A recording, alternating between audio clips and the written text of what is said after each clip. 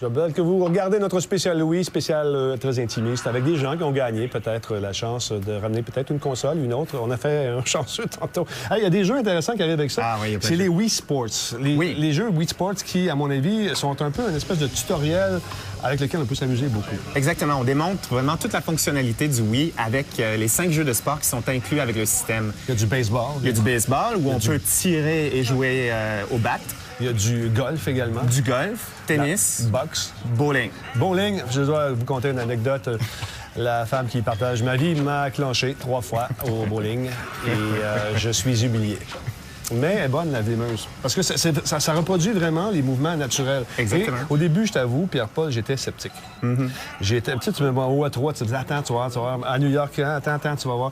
Finalement, après l'avoir essayé ici, je me rends compte que oui, c'est vraiment les mouvements naturels qui sont mis. C'est très naturel. En fait, ce qu'on fait avec la Wii, c'est qu'on rend le jeu beaucoup plus facile, beaucoup plus interactif et intuitif aussi.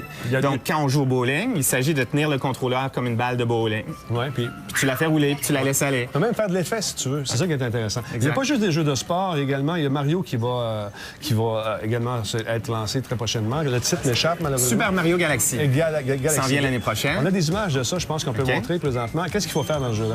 Mais dans Super Mario Galaxy, c'est le nouveau Mario. C'est un peu... va démontrer toute la fonctionnalité du Wii. Okay.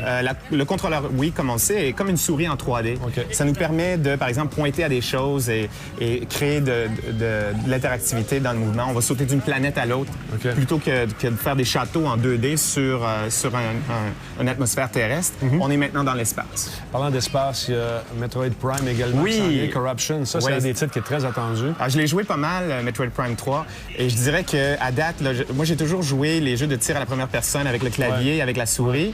Je trouve que le contrôleur Wii, avec le nunchuck attaché, va vraiment révolutionner la façon dont les gens jouent aux jeux de tir à la première personne, parce que tu peux non seulement te déplacer avec le analog stick sur le nunchuck, tu peux donner des coups, tu peux, par exemple, tirer des affaires, ouvrir des portes, tu peux pointer où tu veux, tirer n'importe où sur l'écran. Tu te sens vraiment comme tu es dans le jeu. Plutôt que de regarder le jeu, tu ressens le jeu, tu es dans le jeu. Tu le vis vraiment. Ah, c'est... Un des titres qui est très, très attendu, c'est le titre de ce monsieur derrière moi. C'est Monsieur Link. Et son fameux Zelda Twilight Princess. Ça, c'est... Écoute, les gens qui sont en arrière là-dessus, comment ils sont concentrés, sont en train de jouer. Oui. Parle-moi un peu. Bien, c'est le titre du lancement, le titre phare qui va être disponible dès dimanche. C'est Zelda Twilight Princess. C'est une grande, épique aventure dans la veine de Ocarina of Time qu'on a lancé il y a plusieurs années. Graphisme incroyable. Mais au-delà des graphismes, c'est un jeu qui sort aussi sur la GameCube, notons-le. Mais la version Wii permet toute l'interactivité en 3D dans l'espace. On peut donner des coups d'épée, on peut tirer à l'arc.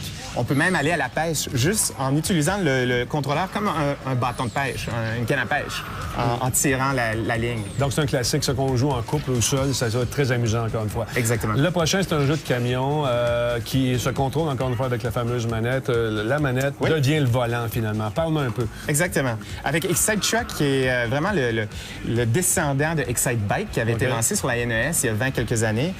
C'est vraiment un jeu d'arcade où on essaie de passer le plus de temps possible à faire des sauts, à sauter par-dessus le mur de Chine ici qu'on voit, ou d'autres sur d'autres pistes. Attention, tu vas te faire frapper, la madame au tennis vient de faire un smash. Ça a passé proche. Ça a passé proche. Et on contrôle, on permet vraiment un contrôle précis parce qu'on juste en tassant de quelques degrés vers la gauche ou vers la droite, on peut contrôler notre camion. On peut aussi contrôler si le camion va vers l'avant ou vers en arrière.